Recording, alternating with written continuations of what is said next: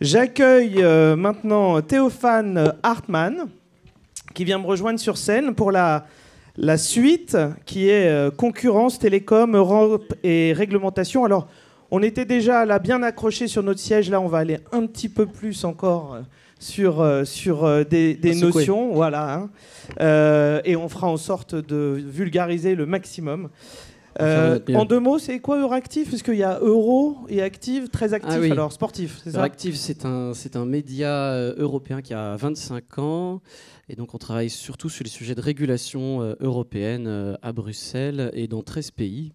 C'est bien ce donc que on je va disais, parler c'est réglementation et Europe. Voilà, c'est bien ce que je disais, c'est du sport. Voilà. C'est du sport. Merci. D'autant que LFI vient juste de déposer sa motion de censure et que le RN a annoncé voter pour. Donc, on n'aura peut-être plus de gouvernement dans 2 jours. Merci beaucoup. Je vais inviter sur scène les différents panélistes, notamment monsieur Nicolas Gutzmann, qui est responsable de la recherche et stratégie macroéconomique à la Société de gestion financière de la Cité. Bienvenue. Monsieur Mathieu Caron, qui est en charge de l'introduction en bourse des sociétés cotées et membre du commerce de la place boursière Euronext. Madame Laurence Hainaut, qui est directrice communication et infrastructure numérique en Europe, au Moyen-Orient, en Afrique, dans la société de conseil en fusion-acquisition Evercore. Monsieur Gabriel Luc, membre du conseil d'administration d'Orange, en charge de la compétition et de la réglementation. Et on devrait avoir en ligne monsieur Alessandro Groppelli, directeur général de Connect Europe. Connect Europe, pour ceux qui ne connaissent pas, c'est une organisation de représentation d'intérêt des opérateurs télécoms auprès des institutions européennes, voilà, dont Orange est membre, Deutsche Telekom, les plus gros. Bienvenue Alessandro. Bonjour. Alors sans plus attendre, puisqu'on a un peu moins de temps que prévu, je voulais tout de suite rentrer dans le vif du sujet et vous poser la question, monsieur Gutzmann, vu que vous travaillez là-dedans tous les jours. Alors, quel est le diagnostic général macroéconomique de l'économie européenne aujourd'hui, notamment avec l'Inflation Reduction Act aux États-Unis, mais l'élection de Trump il y a un mois. On a eu aussi différents rapports sur l'état de l'économie européenne, Draghi, l'État. Alors, il s'est passé beaucoup de choses. On perd peut-être notre gouvernement en France aussi. À la Commission européenne, nos nouveaux commissaires sont dans leur premier jour de travail aujourd'hui. Donc voilà, lançons-nous. Quel est le diagnostic aujourd'hui de l'économie européenne ? Alors le diagnostic de l'économie européenne, c'est celui d'une économie qui, depuis la fin 2019, c'est-à-dire depuis la période avant le Covid, n'a connu quasiment aucune croissance. Si on regarde dans le PIB, les composantes qui sont les plus importantes pour l'économie européenne, c'est-à-dire la demande intérieure privée, c'est-à-dire la somme de la consommation et de l'investissement, la zone euro fait plus 0,8% sur les 5 dernières années. Si je compare avec les États-Unis, avec la même mesure, on est à plus 13,2%. Donc on a un écart qui est absolument colossal et qui même historiquement n'a pas d'équivalent avec ce qu'on a pu connaître depuis 1945. Donc l'écart est vraiment manifeste. Et si je regarde ensuite sur le plus court terme, sur les 2 dernières années, pour les 2 premières économies de la zone euro, c'est-à-dire la France et l'Allemagne, la France c'est 0%, mais alors de croissance intérieure. Mais plus spécifiquement, si je regarde la composante privée, donc la consommation des ménages et l'investissement des entreprises, on est à 0,0 depuis 2 ans. L'Allemagne, on est un petit peu en territoire négatif, donc on n'a absolument plus rien depuis 2 ans. Et cela est dû à, je pense, à une multitude de facteurs. Le principal est sans doute la stratégie qui a été menée pour lutter contre l'inflation en zone euro, qui a été à peu près équivalente à celle des États-Unis, alors que les États-Unis avaient une inflation qui avait également une composante de demande. C'est-à-dire que la force de la demande américaine poussait l'inflation vers le haut, ce qui n'était pas le cas en zone euro, où c'était plutôt lié à l'énergie et à d'autres considérations. Et la réaction de la Banque centrale européenne a sans doute été trop vive, ce qui a bloqué totalement la consommation et l'investissement en zone euro. On voit aujourd'hui par contre que la Banque centrale européenne commence à faire marche arrière et à baisser ses taux, et va sans doute accélérer cette tendance et pouvoir aller un petit peu mieux. Donc ça, c'était, je pense, le premier facteur. Ensuite, évidemment, on a été davantage touché en zone euro par la crise énergétique provoquée par la Russie, enfin l'agression russe en Ukraine, que ne l'ont été les États-Unis. C'était un deuxième facteur. Et ensuite, il y a surtout une stratégie européenne qui repose moins justement sur la croissance que ce que ne font les États-Unis. C'est-à-dire que si je regarde depuis 20 ans ou 30 ans, les États-Unis ont vraiment un discours qui est assumé au niveau macroéconomique, que ce soit par les autorités budgétaires ou monétaires, qui est orienté très fortement vers la croissance et vers cette recherche de croissance. Et cette vision-là a été accélérée plus fortement depuis les années 2018-2019. Et on voit vraiment un changement de stratégie. Les Américains étaient très mécontents du niveau de leur reprise post-grande crise financière de 2008. Et donc, ils ont changé de braquet et ils ont vraiment voulu accélérer. Ce qui explique la force et la vivacité de la reprise qu'ils ont connue ces dernières années. Et on voit l'économie américaine qui caracole depuis quelques temps maintenant. Alors qu'en zone euro, on a eu une attitude beaucoup plus on va dire stricte, resserrée que ne l'ont eu les États-Unis post-grande crise financière de 2008. Ce qui était intéressant, c'est qu'on avait Mario Draghi entre 2011 et 2019 qui a su, on va dire, au moins pousser un peu plus, si on a eu un peu plus de croissance que ce qu'on aurait eu s'il n'avait pas été là, sans doute, mais on va dire que les autorités macroéconomiques européennes sont revenues un petit peu sur les préceptes d'avant. Et je pense que maintenant, la grande question, c'est justement est-ce que la zone euro va être capable de changer, de braquer aussi au niveau économique, ce qui semble... il y a quelques signes qui sont plutôt positifs. Donc le rapport Draghi est sans doute le rapport qui est le plus intéressant de ce point de vue-là, parce que ce constat que je viens de dresser devant vous est à peu près exactement celui qui a été dressé par Mario Draghi dans son rapport, avec une volonté justement de générer des réformes qui puissent modifier la tendance de croissance en zone euro, et notamment en se basant sur la demande intérieure, exactement comme ce que font les États-Unis aujourd'hui. Évidemment, il y a beaucoup de points de résistance en Europe, principalement en Allemagne, qui ont plutôt la volonté de poursuivre avec un modèle qui est dirigé vers les exportations. Et pour très rapidement expliquer la différence de modèle, c'est qu'aux États-Unis, donc on va pousser très fort sur la demande intérieure. Les entreprises donc, vont investir. La consommation est forte, ce qui pousse aussi les entreprises à investir. Et donc on a un marché qui est quasiment autosuffisant, qui repose quasiment pas sur ce qui se passe à l'extérieur du monde. En zone euro, à l'inverse, on est dans une situation où on va essayer de produire pour pouvoir exporter et surfer sur des niveaux de croissance qui sont élevés ailleurs, exemple les États-Unis, et en ayant un niveau de demande qui est assez faible, ce qui va créer un différentiel entre nos importations et nos exportations. Si on importe, mais assez peu, parce qu'on a une croissance qui est assez faible en intérieur, les salaires n'augmentent pas beaucoup, l'investissement n'est pas très fort, et on va créer un décalage avec les niveaux d'exportation qui, lui, est plus lié à ce qui se passe aux États-Unis, et on crée des excédents commerciaux, et c'est ça qui génère la croissance en zone euro.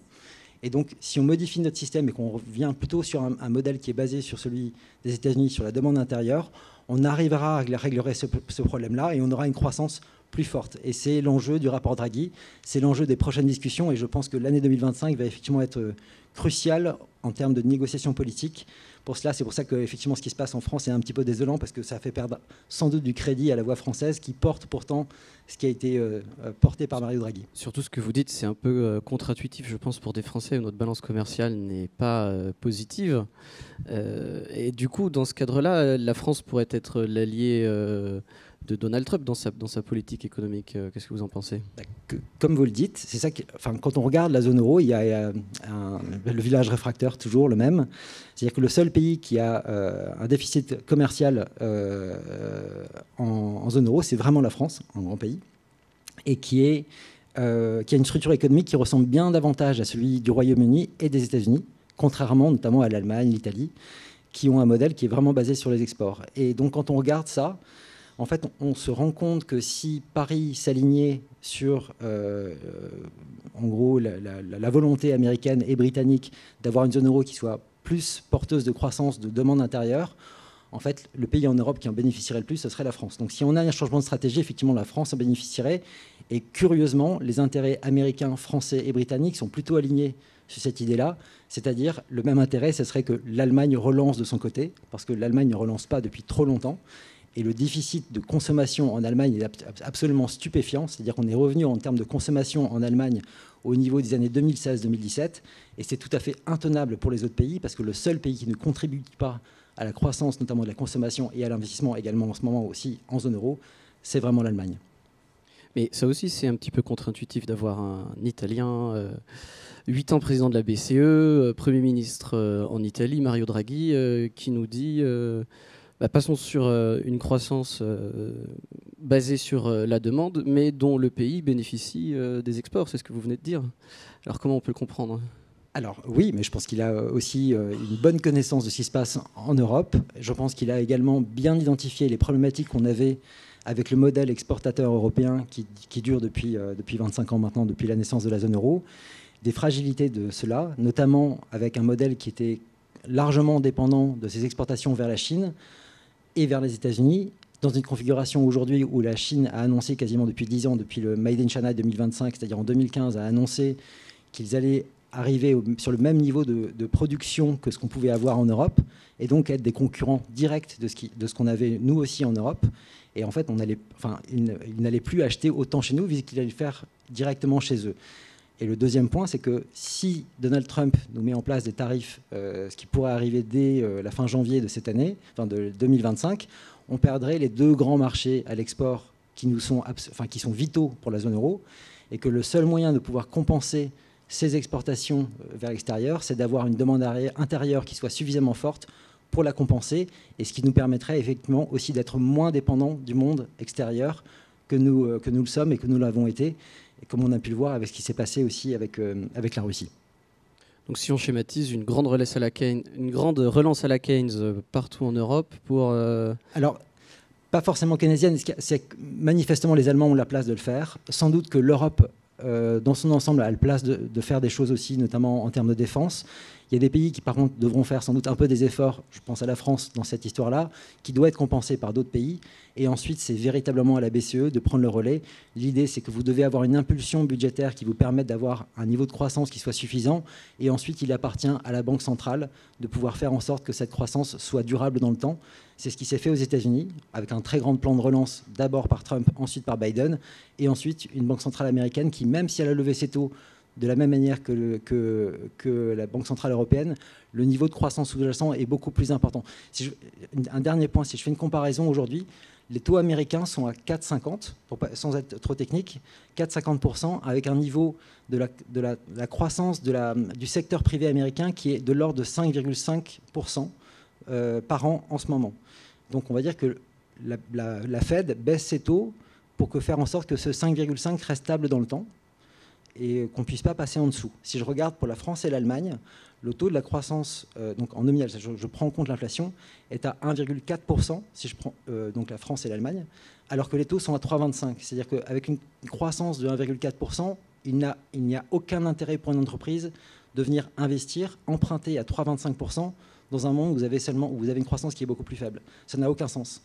Et donc, c'est pour ça que la BCE doit baisser ses taux rapidement. Et c'est pour ça également qu'aux États-Unis, malgré des taux qui sont encore élevés à 15,50, ils ont un niveau de croissance suffisant pour pouvoir absorber ce niveau de taux. Très bien, merci beaucoup. Donc, on a la méthodologie pour les différents pays européens, la BCE. Et maintenant, on peut zoomer sur les secteurs des télécoms. Donc, je vais ouvrir la parole Madame Hainaut, Monsieur Luc, Monsieur Gropelli en ligne. Alors aujourd'hui, on se retrouve dans un secteur des télécoms où, au niveau européen, il y a vraiment énormément de choses qui sont demandées aux différents acteurs, notamment des infrastructures résilientes, avec ce qu'on a pu voir, la catastrophe qu'on a pu voir à Valence en Espagne, il faut reconstruire, des enjeux de sécurité, il y a des antennes qui ont pu être attaquées lors des Jeux Olympiques, mais aussi cyber, on le voit bien en Ukraine ou ailleurs, avec l'implémentation de la réglementation européenne NIS 2.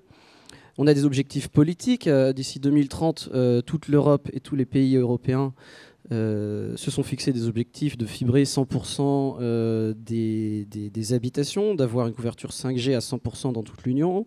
Il faut en plus de ça investir dans la 6G. Il faut aussi retirer les produits Huawei et ZTE qu'on considère trop dangereux. Donc on a un investissement énorme, beaucoup de choses à faire. Comment on fait ça, Monsieur Luc ?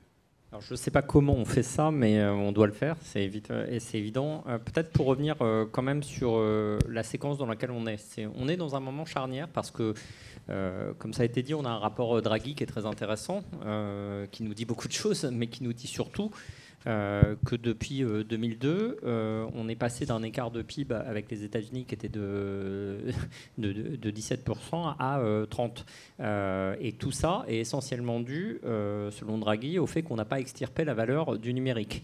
Donc ça veut dire qu'il est urgent de faire quelque chose. Il est urgent de faire quelque chose. Dans ce contexte-là, là encore, si on regarde ce qui se passe sur les marchés, En Europe et en France, on a des marchés où on a 3-4 opérateurs par marché nationaux. Mais sur l'Europe, on est à 34 opérateurs mobiles et 100 si on parle des opérateurs convergents. La Chine, les États-Unis, 3-4 opérateurs. Donc le sujet aujourd'hui, c'est la question, c'est est-ce qu'on est dans un environnement qui nous permet de continuer à investir avec des schémas de l'Europe qui sont de considérer que la concurrence, elle doit s'exercer in-market. C'est-à-dire sur chaque marché, vous devez avoir 3-4 opérateurs. Marchés nationaux, c'est ça, voilà, in-market. 3-4 opérateurs mobiles nationaux. On sait que ça marche plus. On sait que ça marche plus parce qu'aujourd'hui, c'est plus le modèle des télécoms. Le modèle des télécoms, vous avez des réseaux qui sont de plus en plus partagés. Le réseau fibre, aujourd'hui, il est partagé, mutualisé. Vous avez aujourd'hui la fibre en France qui est de plus en plus mutualisée. Les réseaux mobiles, on fait ce qu'on appelle du RAN sharing, c'est-à-dire des réseaux partagés. Donc la vision des autorités de concurrence qui est de recréer des opérateurs systématiquement avec 4 opérateurs par technologie et par pays, déjà elle est un peu décorrélée des évolutions technologiques dans lesquelles on est. Ce n'est plus le schéma. Par ailleurs, on a un environnement dans lequel, alors c'est très intéressant parce que le rapport Draghi dit qu'il est encore temps de faire des efforts. Et c'est plutôt une bonne nouvelle. C'est-à-dire, on ne considère pas que la partie est perdue d'avance. Simplement, c'est maintenant. Et ce maintenant, ça fait près de 10 ans qu'on a presque un frein en Europe sur toutes les concentrations télécom. Depuis 2016, il y a eu un vent de panique en 2016 en fait, parce qu'il y a 3 opérations qui sont arrivées qui ont toutes été soit stoppées, soit tellement lourdes en remèdes imposés par les autorités que les opérateurs ont décidé d'abandonner. Danemark, abandon. Vous avez l'Italie, des remèdes très lourds. Et puis, vous avez le cas UK Hutchinson, où on a un contentieux de quasiment 10 ans qui a été regardé par tous les opérateurs télécoms en Europe en se disant on n'y va pas parce que tant qu'on ne sait pas comment tout ça va se conclure, on a très très peur du fait que ça donne tout pouvoir à la Commission pour continuer. Il se trouve que le résultat de ce contentieux, il n'est pas totalement arrêté, mais on a quand même une Cour de justice de l'Union européenne qui continue de donner un large pourvoir à la Commission européenne pour continuer à imposer des remèdes. Résultat des courses, c'est est-ce qu'il faut encore y aller? Est-ce qu'on peut encore faire des concentrations? Est-ce que c'est possible? Alors, il y a un opérateur qui y croit encore parce que c'est Orange, et il vient d'en faire une assez importante, et d'autant plus importante que cette concentration, c'est un 4x3 mobile. C'est-à-dire qu'on est passé de 4 à 3 opérateurs mobiles en Espagne. C'est considéré comme une opération qui est une opération majeure dans laquelle normalement la Commission aurait dû intervenir violemment. Et c'est assez intéressant ce qui s'est passé. Alors, j'ai vécu l'opération en direct puisque je l'ai pilotée devant la Commission. Pour tout vous dire, quand vous lisez la décision d'autorisation, si vous lisez la décision, alors je ne vous infligerai pas des passages, c'est terrible à lire pour des non-spécialistes, mais quand même, c'est assez intéressant parce que pour un expert, quand on lit cette décision, c'est une décision de rejet. C'est-à-dire que vous lisez la décision, vous dites la Commission est contre. Donc c'est pas possible de faire une opération de concentration. Et quand on lit la conclusion, elle est autorisée. Et elle est autorisée avec des remèdes qui finalement, on s'en sort pas si mal. Orange a clairement défendu ses intérêts avec force, et on obtient des remèdes qui sont la possibilité optionnelle de fournir une itinérance sur notre réseau à un nouvel entrant, c'est optionnel. Et puis on doit céder des fréquences que de toute façon on devait recéder au régulateur parce qu'on franchissait les caps de fréquence par l'addition des 2 réseaux qu'on avait post-transaction entre MásMóvil et nous. Donc finalement les remèdes ne sont pas si élevés que ça. Et c'est là le problème, c'est qu'on a un hiatus en ce moment entre un discours des autorités qui est assez négatif sur les concentrations dans les télécoms, et puis quand même une réalité qui, on l'espère, va s'améliorer. Alors, dans cet environnement, ça s'améliore sans trop s'améliorer parce que lorsqu'on a vu la publication du rapport Draghi, qui est excellent parce qu'on nous dit qu'il faut pouvoir permettre aux opérateurs de continuer à se déployer et à se concentrer en Europe, c'est nécessaire, il faut qu'on soit plus agile. Plus agile pourquoi? Pour investir plus, parce que si on n'a pas une échelle suffisante, on n'arrivera pas à investir plus. Au moment de la publication du rapport Draghi, ça porte sur tous les secteurs, et en particulier le numérique. On a les 4 anciens économistes de la DGCOMP qui sortent un article immédiatement qui disent oui, les concentrations, c'est bien en Europe, tout sauf dans les télécoms, parce que dans les télécoms, c'est pas bon, les prix augmentent et les investissements baissent. Il y avait l'aviation aussi. Pardon ? Il y avait l'aviation aussi. Oui. Comme l'aviation. Exactement. Tout ça pour dire qu'il y a quand même une réticence psychologique à ce que ces opérations soient faites. Simplement, c'est la survie des télécoms et la survie globalement de notre marché qui est en train de se jouer avec ça. Parce qu'aujourd'hui, ce que l'on voit, c'est que l'ARPU, que ce soit sur le mobile ou sur le fixe, c'est-à-dire le revenu qu'on tire de nos offres, est beaucoup moins élevé que si on compare avec les États-Unis. On est avec des écarts de 24 € sur le mobile et 36 € sur le fixe. C'est beaucoup, c'est beaucoup. Et à côté de ça, on a un capital investi des investissements par habitant en CAPEX qui sont diamétralement opposés. Nous, on investit 131 € par habitant, là où les États-Unis investissent 240 €. Ça veut juste dire, si on compare ces deux variables, ça veut juste dire quand même qu'il y a une corrélation entre ce qu'on gagne et ce qu'on investit. C'est un peu bête de le dire, mais c'est tellement simple. On se dit pourquoi alors on ne nous laisse pas continuer à pouvoir investir et à pouvoir dégager des revenus. Et c'est ça le sujet aujourd'hui qui se pose. C'est que pour faire cela, il faut que les fonctionnaires de la commission, qui sont des techniciens et qui jugent de nos mouvements de concentration, se disent que aujourd'hui, faire des concentrations, ce sera restitué au client final par des investissements. C'est-à-dire qu'à la fin, c'est ce dont on parlait, c'est-à-dire la résilience des réseaux, l'innovation. Et donc, dans une vision court terme, on va se dire peut-être qu'il y a une augmentation des tarifs. C'est pas sûr d'ailleurs, parce que les chiffres post-concentration ne montrent pas ça. Si on prend le panier moyen, en fait, il peut y avoir une augmentation, mais pour une augmentation, on vous donne plus de services. Et donc finalement, la question, c'est ces augmentations-là, est-ce qu'elles vont être restituées aux consommateurs ou pas? Ce qu'on voit, c'est que des opérateurs dans des marchés où il y a plus de concentration et qui génèrent plus d'ARPU restituent ces gains aux consommateurs par des innovations, par des investissements en réseau. Et si on n'investit pas, la 6G, la fibre, les innovations de demain ne seront pas financées du tout. C'est quelque chose que vous pensez et vous vivez au jour le jour, Madame Hainaut, le fait que la réglementation européenne peut bloquer des concentrations? Tous les jours, trop d'ailleurs.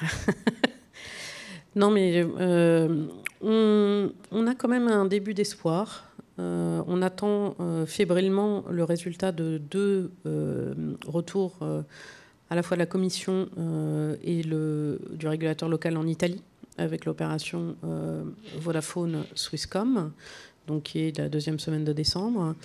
Et puis l'opération au UK, alors on est en dehors du périmètre de l'Europe, mais sur l'opération Vodafone Hutch, qui a été de façon provisoire acceptée et qui migre sur des remèdes comportementaux. Donc ça, c'est vraiment le virage qu'on attend un peu tous par rapport à des remèdes structurels, où là, on demande des engagements d'investissement, mais sur des périodes longues, donc 8 ans, donc avec une capacité d'examiner ces investissements et les retours qui y sont faits, ainsi que de maintenir des offres sur 3 ans pour permettre en fait une stabilisation du marché. Donc on sent, par rapport à ce que Gabriel disait, un début de virage qui, à mon avis, est lié à plusieurs choses qu'on observe. Numéro 1, le retour sur capital investi reste en dessous du coût du capital, ce qui est un vrai sujet dans le secteur des télécoms, parce qu'on a des plans de CAPEX qui restent gigantesques. Certains opérateurs, comme le groupe Orange, ont une grosse partie de ces investissements derrière eux sur la partie fibre, mais pas tous. Le cas d'été en Allemagne est assez illustratif de la chose. Tous les CAPEX sont devant eux, mais eux ont fait un virage sur les États-Unis pour bénéficier de cette croissance-là, mais ils sont bien en retard sur le développement de leur infrastructure en Europe. Donc ça, c'est une première chose. Deuxième chose, pour permettre en fait d'avoir un alignement de la temporalité des télécoms avec la temporalité des marchés, on est obligé d'aller chercher des capitaux privés. Parce que le marché du côté, en fait, a une vision qui est une vision à 12-18 mois, qui n'est pas compatible avec la vision du secteur. Donc c'est pour ça qu'on a vu, nous, en fait, une façon de traiter la consolidation en télécom par l'infrastructure. Donc c'est pour ça que vous avez vu la création d'opérateurs de fibres multinationaux, d'opérateurs de tours multinationaux, parce que c'était une façon de mutualiser les investissements et de permettre d'atteindre un niveau d'échelle, de taille, puisque les télécoms restent quand même un secteur à coût fixe et à capex. Donc il faut pouvoir jouer sur la volumétrie par les effets de base, ou alors la volumétrie par les prix. Et on sait que c'est compliqué en télécom d'augmenter les prix. On l'a juste vu maintenant sur les 12-18 derniers mois, l'augmentation via l'innovation avec l'arrivée de la fibre. Mais la grande question est structurellement, est-ce qu'on peut maintenir ces prix ? Merci beaucoup. Et Monsieur Gropelli, on parle de beaucoup de choses qui vous occupent tous les jours à Bruxelles. La nouvelle commission vient juste d'être mise en place. Elle a été votée la semaine dernière. Qu'est-ce que vous pouvez nous dire sur ces nouvelles personnes qui remplacent Madame Vestager, la commissaire en charge de la compétition, et Monsieur Breton, l'ancien commissaire français en charge du numérique? Bien, avant tout, je m'excuse pour ne pas être avec vous, mais je suis malade, donc je pensais que ce n'était pas bien de vous amener mes virus bruxellois. Donc, pour ce qui concerne la nouvelle commission, on a des lignes guides politiques qui ont l'air d'être plutôt alignées avec les rapports de Mario Draghi.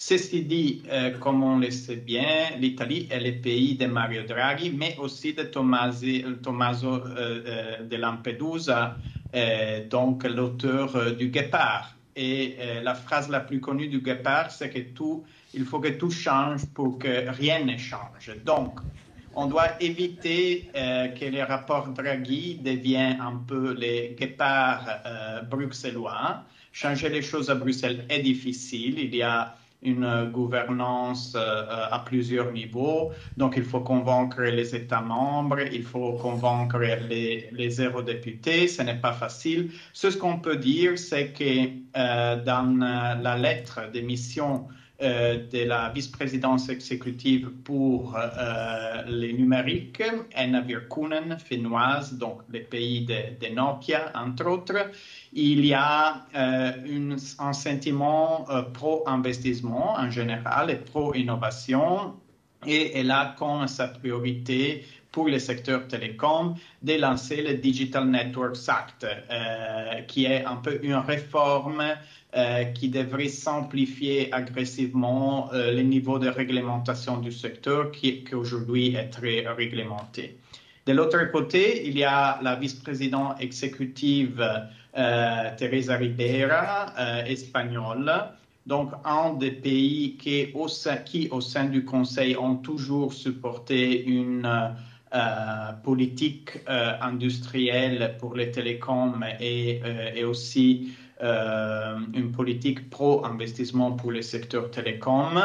Elle ne s'est pas encore exprimée sur le secteur télécom en spécifique jusqu'à aujourd'hui, mais elle a, pendant ses interventions au Parlement européen et aussi pendant un entretien sur le Financial Times, elle s'est exprimée en expliquant qu'il faut chercher une échelle européenne, donc construire plus de forces industrielles européennes. Ce qui est, du point de vue de l'intuition politique, tout à fait en ligne avec une des conclusions du rapport Draghi pour ce qui concerne les télécoms, c'est-à-dire les fusions ne doivent plus être considérées comme un ennemi, mais plutôt comme une façon de créer un vrai marché unique de télécom. Donc, en bref, côté réglementation, on s'attend à sans doute une diminution dans les prochaines années grâce au Digital Networks Act. Côté fusion et competition enforcement de la DG Comp, la question est encore ouverte parce qu'on n'a pas encore eu des signaux très clairs de la partie de la nouvelle commissaire. Et donc des signaux plutôt positif. Je crois que tout le secteur des télécoms s'est d'ailleurs réuni récemment, Alessandro, en remerciant les institutions européennes pour le travail qui commence sur la taxonomie verte. Est-ce que vous pourriez nous en dire plus ?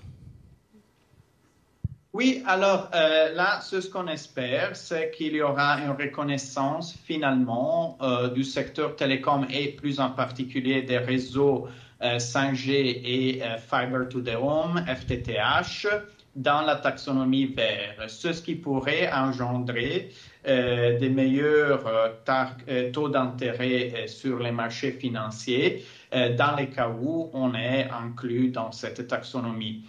Pour nous, la question est claire. Les réseaux FTTH et les réseaux 5G ont une potentialité très importante par rapport à la transition numérique et verte.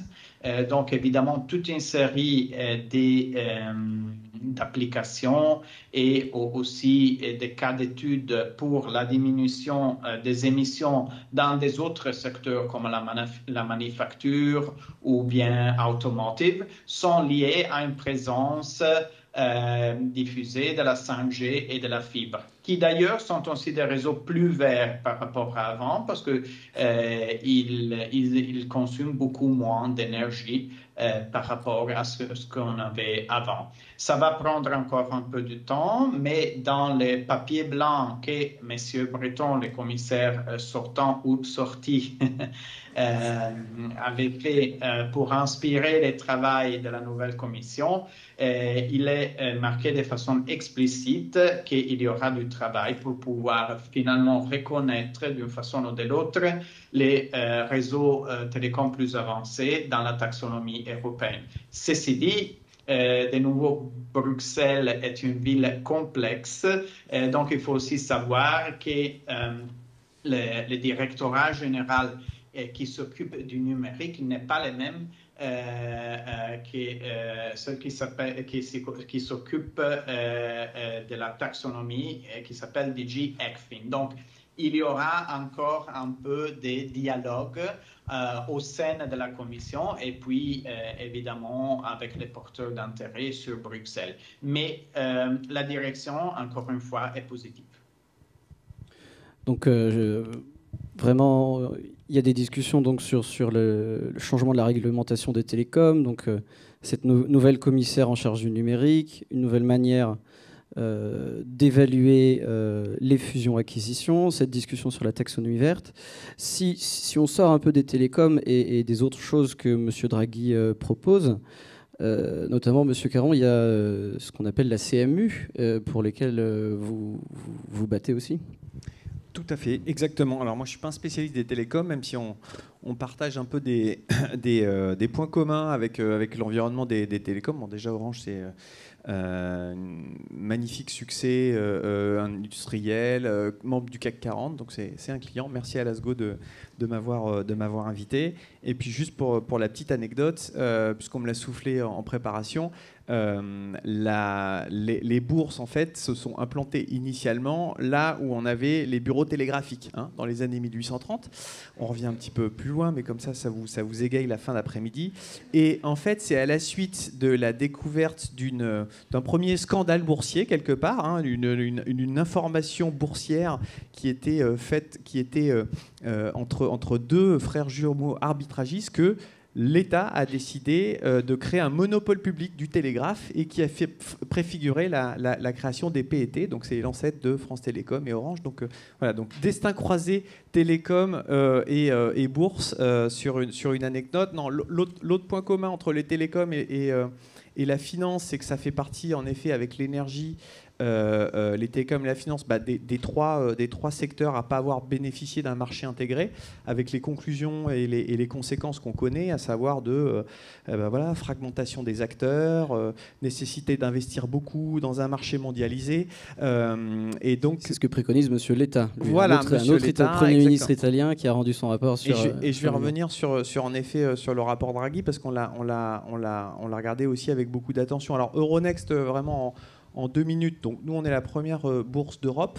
En termes de taille, aujourd'hui, c'est 11 milliards de capitalisation boursière à peu près. Il y a 10 ans, en 2014, c'était 1,4 milliard. C'était à peu près 500 millions d'euros de revenus. Et maintenant, c'est 1,5 milliard de revenus. Et ça a été possible, je dirais, un peu grâce et à cause aussi de l'Europe et de la réglementation européenne. Et ça a été possible grâce à trois facteurs. Premièrement, une politique d'acquisition très forte. Donc en effet, ça a commencé en 2000 en fait, quand le monopole des national des bourses tombe en 2000, il y a 3 bourses qui décident de se mettre ensemble: Amsterdam, Bruxelles et Paris, et mettre en commun leurs moyens pour justement essayer de faire face à ce changement de paradigme réglementaire et mettre en commun leur technologie, leur carnet d'ordre pour créer les prémices d'un marché intégré. On a été rejoint ensuite par Lisbonne en 2002. Et puis après, on va revenir sur la Commission européenne. Alors peut-être à cause ou grâce du refus de la Commission européenne d'accepter la fusion entre, à l'époque, New York Stock Exchange, qui s'était marié avec Euronext, et la Deutsche Börse en Allemagne. Donc voilà, sur des motifs de surconcentration, mais ils avaient pris un prisme assez fin en termes de part de marché, puisqu'ils regardaient la part de marché européenne sur les dérivés, ce qui n'était pas vraiment le bon angle. Mais bon, bref, donc cette méga fusion a été annulée. Et en fait, c'est sur ces cendres-là que, après une acquisition, le groupe ICE a décidé de rendre son autonomie à Euronext avec une introduction en bourse en 2014. Et puis depuis en effet, on a eu une très belle progression, beaucoup d'acquisitions. La bourse de Dublin en 2018, la bourse d'Oslo en 2019, la bourse italienne, Borsa Italiana en 2021. On a aussi beaucoup diversifié pour justement faire face à cette concurrence internationale, beaucoup diversifié, parce qu'en effet, on était très concentré sur les marchés négociation comptant, donc marché de l'énergie, marché de matières premières, marché de taux. Et puis diversification d'actifs. Donc un beau succès. Mais voilà, on reste la première bourse d'Europe, mais la 3e mondiale. Derrière les deux géants, en effet, en tout cas sur les marchés primaires que sont NYSE et Nasdaq. Et puis en effet, depuis aussi la réglementation MiFID II, qui post-crise financière avait voulu en effet améliorer la protection des investisseurs, mieux réguler le marché de gré à gré. Ça a créé, en essayant de protéger, ça a créé aussi un changement dans le marché, avec encore plus de fragmentation, des volumes qui se sont retrouvés à basculer plus sur les marchés réglementés, mais en opaque, et puis une concurrence qui n'était plus une concurrence de bourse locale, mais une concurrence de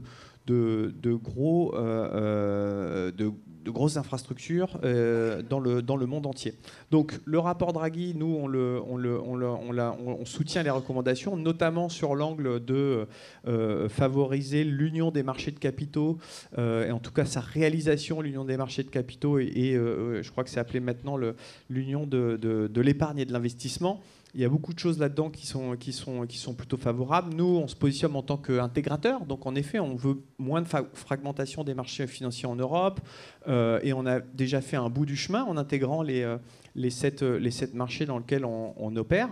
Rerouter l'épargne des Européens vers les produits actions, c'est un moyen aussi de combler le gap par rapport aux États-Unis. Aux États-Unis, aujourd'hui, quand vous regardez bien, 30% du marché actions, c'est les particuliers, c'est à peu près 3% en Europe. Il y a une différence fondamentale qui est, aux États-Unis, quand vous voulez préparer votre retraite, le seul moyen de le faire, c'est d'investir dans des actions, parce que sur le long terme, c'est les produits qui amènent le plus fort rendement. C'est assez documenté. En Europe, et notamment en France, si vous voulez notamment avoir une bonne retraite, vous voulez compter sur la solidarité entre les actifs et les retraités par le système par répartition. Bon, voilà, un moyen d'adresser ce problème, ce serait de beaucoup plus orienter l'épargne européenne vers des produits actions. Hein. Il y a des exemples partout dans le monde. Et donc, on y est très favorable, puisque, en effet, ça viendrait, en tout cas pour nous aussi, favoriser plus d'investissement dans les fonds propres des entreprises. Hein. L'idée, c'est plutôt de flécher aussi l'investissement des Européens vers les sociétés européennes plutôt que d'aller acheter des actions américaines ou des produits à taux fixe ou des produits monétaires avec des rendements fixes. C'est aussi quelque chose que vous voyez, Madame Hainaut, dans votre emploi, qu'il n'y a pas assez de capitaux européens qui viennent dans les télécoms. Oui, même si je dois dire qu'on voit de plus en plus de fonds de pension, que ce soit les fonds de pension néerlandais, fonds de pension des pays nordiques, justement, qui ont construit historiquement des capitaux, qu'ils redéploient sur des propositions d'investissement pan-européennes. Donc ça, de ce point de vue-là, on voit un retour, un rééquilibrage avec des capitaux qui venaient beaucoup plus du Canada et des États-Unis. Et je pense que c'est aussi lié, si on fait la rephoto à nouveau sur les télécoms, des composantes de la chaîne de valeur télécom qui peuvent appuyer des investissements très long terme, donc qui sont des miroirs parfaits quand on doit rechercher une base d'actifs très long terme, que ce soit la fibre, que ce soit les tours, que ce soit les data centers, où on est sur des périodes d'investissement qui vont de 7, 10 ans, 25 ans, et donc qui permettent de créer un rendement pour ces fonds de pension. Donc, dans les opérations de consolidation, notamment au travers de l'infrastructure, ce sont ce type de capitaux qu'on voit et qui se rend très compétitive, notamment par rapport à des stratégiques. Donc oui, c'est une composante de plus en plus importante. Ça peut être une première étape après un retour sur le marché du côté. C'est quelque chose qu'on voit maintenant. On a un actif qui vient de se relister en Suisse, hein, qui est Sunrise, qui pendant quelques années était hors du périmètre du marché du côté, qui a fait sa transformation et qui aujourd'hui a fait une réintroduction sur le SIX avec grand succès. On a un autre opérateur dont les rumeurs sont qu'il va revenir sur le marché, c'est Odido. Je le mentionne parce que c'est le seul marché en Europe où on a vu cette consolidation de 4 à 3, qui a retrouvé un équilibre sur 3 opérateurs et créé de la profitabilité, y compris sur ce 3e opérateur, qui aujourd'hui a une part de marché dans la mobilité au-delà de l'opérateur historique et qui va revenir sur les marchés aussi. Donc, différentes phases de maturité des télécoms fait appel à différents types de capitaux qui sont totalement complémentaires et qui soutiennent ces mouvements de consolidation et de recherche d'échelle.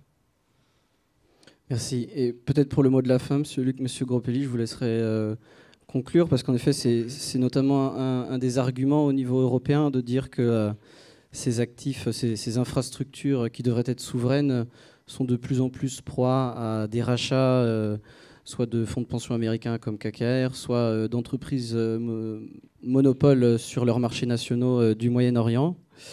Et c'est notamment utilisé pour convaincre les législateurs européens. Monsieur Gropelli, vous avez une conclusion à nous donner ?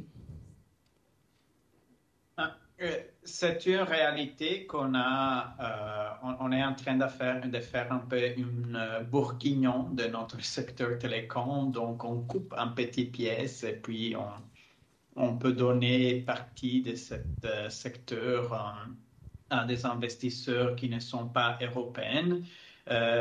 Pendant l'ouverture, vous avez rappelé qu'il y a beaucoup de demandes politiques et stratégiques sur le secteur télécom européen.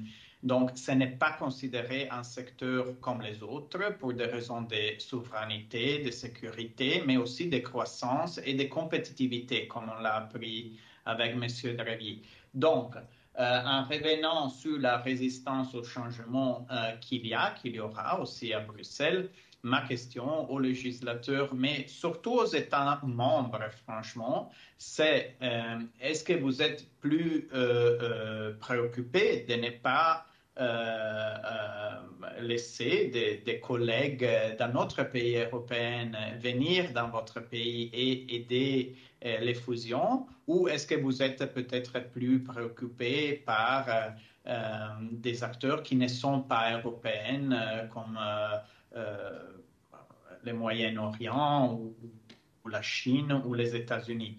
Parce que si la réponse est qu'on veut essayer de créer une souveraineté numérique européenne, alors il doit y avoir des conséquences parce que le secteur ne peut plus être mis sous pression à tous les niveaux, la réglementation, le choix de vendors, les prix du spectre et les manques de fusion. Il faut faire un choix politique et les choix politiques créent aussi des choix dans les marchés et il faut vivre après avec ces choix. Et nous, on est plutôt pour le choix Draghi et donc on est pour un secteur télécom qui aide la compétitivité européenne. Je pense que la direction est la bonne, mais il faudra beaucoup travailler pour convaincre tous ceux qui ont un intérêt pour que le status quo reste. Monsieur Luc, c'est ça donc le mot de la fin. Il faut dire aux législateurs européens et à tous les pays membres, nous, Orange, on est prêts à relever le défi de la souveraineté européenne ?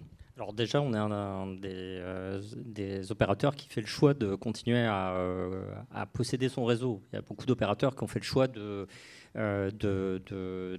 mettre leur réseau dans des véhicules financiers qui ne possèdent plus leur réseau en direct. Orange a fait le choix et continue de faire le choix d'investir dans son réseau, ce qui est un choix qui, à mon avis, est le choix payant pour l'avenir, parce que c'est effectivement là-dessus qu'on sera jugé par les clients.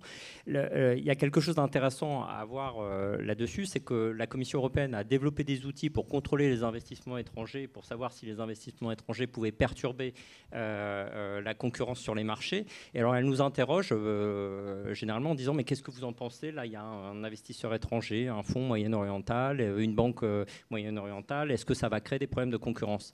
Et la réponse, c'est avant de se poser cette question-là, c'est pourquoi ils le font. C'est qu'aujourd'hui, il faut continuer à investir dans la télécom. Si on n'a pas l'échelle suffisante pour continuer à investir en faisant des concentrations, eh bien oui, il va y avoir des investisseurs étrangers qui vont venir. Donc il faut choisir. Et le moyen de choisir, c'est un peu d'élargir la politique de concentration et de la rendre de plus en plus souple. Et c'est probablement ça. Alors on a peut-être un espoir avec Teresa Ribera qui a une double casquette, qui est une casquette green et une casquette concurrence. Et peut-être qu'elle considérera qu'il y a des efficiences à pouvoir continuer à avoir des réseaux souverains, innovants, qui vont se développer, qui apporteront à la fois de la souveraineté, mais aussi des gains en matière d'environnement pour tous les consommateurs. Merci beaucoup. On verra tout ça dans le DNA, l'ADN, le Digital Networks Act, qui ne manquera pas d'arriver très bientôt. Merci à tous.